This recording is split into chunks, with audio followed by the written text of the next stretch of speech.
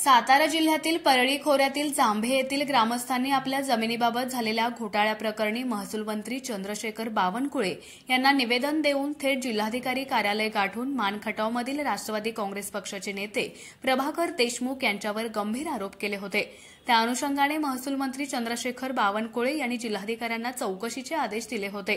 सध्या या प्रकरणाबाबत स्थानिकांच्या मनाचा अग्निकुंड धगधगत असतानाच राज्याचे सार्वजनिक बांधकाम मंत्री आणि साताऱ्याचे आमदार छत्रपती शिवेंद्रसिंहराजे भोसले यांनी या प्रकरणी भाष्य केले। यावेळी ते नेमकं काय म्हणालेत पाहूया सविस्तर।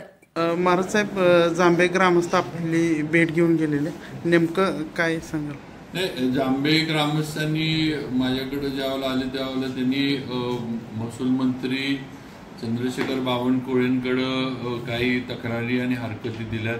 त्याच्यावर बावनकुळे साहेबांनी काही कलेक्टरना, ॲडिशनल कलेक्टरना आदेश पण केलेत आणि त्याप्रमाणे पुढची प्रक्रिया जी काही चौकशी वगैरे करायची आहे या विषयाची ती चालू आहे आणि लवकरात लवकर म्हणजे निपक्षपातीपणे या सगळ्याची चौकशी व्हावी आणि त्याप्रमाणे पुढची कार्यवाही जी आहे ती चालू आहे।